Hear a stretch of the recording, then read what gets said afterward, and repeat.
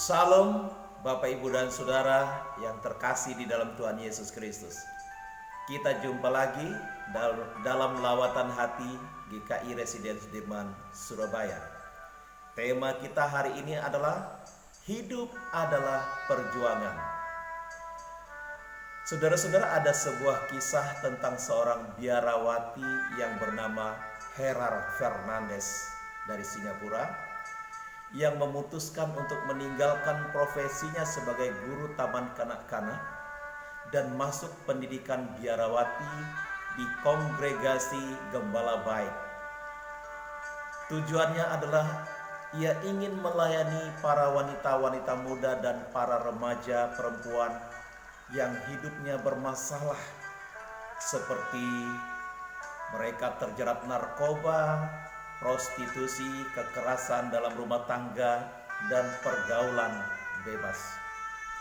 Saat itu Suster Gerard baru berusia 18 tahun. Saudara-saudara, sejak saat itu ia mulai berjuang dengan kehidupan yang barunya sebagai biarawati muda. Mulai dari menyesuaikan hidup sebagai biarawati yang harus bertarak dalam banyak hal. Ternyata hidup sebagai biarawati bukanlah hal yang mudah. Ia harus juga mengalami banyak kesulitan, tantangan, dan perjuangan dalam hidupnya. Namun panggilan suci, kecintaan, perhatian, dan kasihnya kepada para perempuan muda atau para remaja yang bermasalah itu semakin besar dalam hidupnya.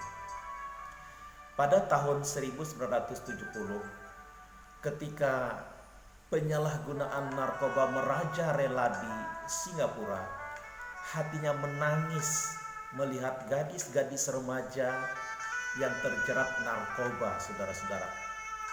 Suster Gerard Fernandez kemudian berkata kepada dirinya, "Disinilah saya ingin bekerja.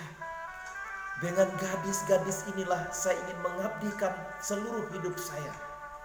Saya harus tolong mereka, berapapun harga yang harus saya bayar." Saudara, sejak saat itu banyak kejadian, pengalaman, dan situasi-situasi menakutkan. Bahkan tidak jarang ia harus berhadapan dengan hal-hal yang membahayakan keselamatannya, keamanannya, dan kesehatannya. Namun semua itu tidak mengendorkan perjuangannya untuk melakukan panggilan suci, kecintaan, perhatian, dan kasihnya kepada jiwa-jiwa yang membutuhkan sentuhan kasih Tuhan.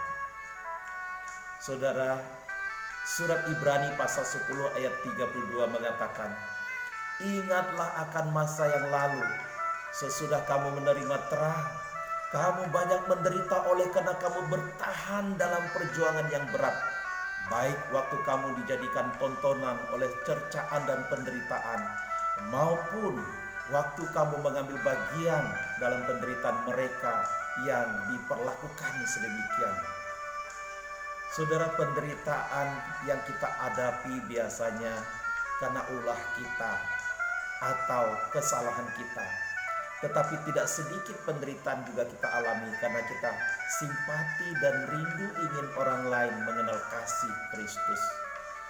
Saudara-saudaraku, hari-hari ini kita semua berjuang melawan terpaan penderitaan karena bencana COVID-19 yang telah membuat kita semua terpuruk dalam berbagai-bagai kesulitan hidup.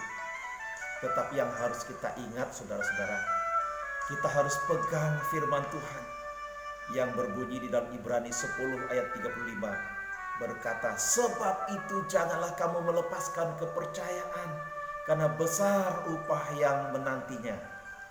Mari Bapak, Ibu, dan Saudara, kita tetap semangat, tingkatkan daya juang untuk melanjutkan karya kehidupan. Jangan putus asa, teruslah berjuang, dan percayalah Tuhan Yesus tidak akan pernah membiarkan kita berjuang sendirian. Sampai jumpa. Tuhan Yesus memberkati saudara-saudara. Amin.